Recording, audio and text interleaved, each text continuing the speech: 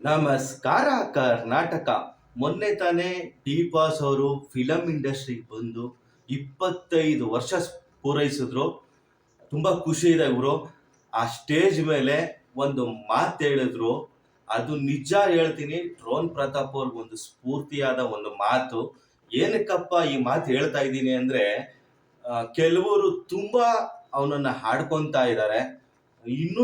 ಇನ್ನೂ ತುಳಿಯೋರ್ ಸಂಖ್ಯೆ ಬೇಜಾನಿದೆ ಡ್ರೋನ್ ಪ್ರತಾಪ್ ಅವ್ರನ್ನ. ದರ್ಶನ್ ಅಣ್ಣ ಹೇಳಿದ್ ಒಂದೇ ಮಾತು, ಒಂದು ತಲೆ ಹಿಡಿಬಾರ್ದು, ಒಂದು ತಲೆ ಹೊಡಿಬಾರ್ದು. ಮತ್ತೆ ಅದ್ರಲ್ಲಿ ಕೂಡ ಒಂದ್ ಮಾತು ಹೇಳಿದ್ರು, 1000 ಜನ ಮಾತಾಡ್ತಾ ಇದ್ರು, ಥೂ ಅಂತ ಉಗಿದ್ಬಿಟ್ಟು ಹೋಯ್ತಾ ಇರ್ಬೇಕು ಅಂತ. ಸಖತ್ತಾಗಿ ಹೇಳಿದ್ರು ಗುರು. ಅದ್ರಲ್ಲೂ ಇನ್ನೂ ಒಂದ್ ಮಾತು ಹೇಳಿದ್ರು, ನಮ್ಮ ಗುರಿ ಏನಿದೆ ಅದ್ರ ಮೇಲೆ ಮಾತ್ರ ನಾವು ಯಾವತ್ತು ಒಂದು ಟಾರ್ಗೆಟ್ ಇಟ್ಟಿರ್ಬೇಕು ಅಂತ.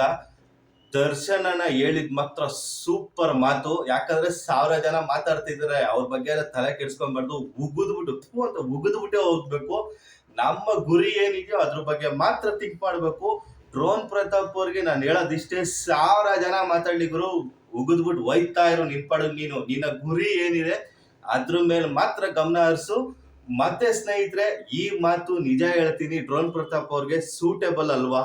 ನಿಮ್ಮ ಅನಿಸಿಕೆ ಏನಾದ್ರೂ ಇದ್ರೆ ಅದನ್ನ ಕಮೆಂಟ್ ಬಾಕ್ಸ್ ಅಲ್ಲಿ ತಿಳಿಸಿ. ಹಾಗೆ ನನ್ನ ಚಾನೆಲ್ನ ಯಾರ್ಯಾರು ಸಬ್ಸ್ಕ್ರೈಬ್ ಮಾಡಿರೋ ಸಬ್ಸ್ಕ್ರೈಬ್ ಮಾಡ್ಕೊಳ್ಳಿ, ಸಪೋರ್ಟ್ ಮಾಡಿ. ನಮಸ್ಕಾರ.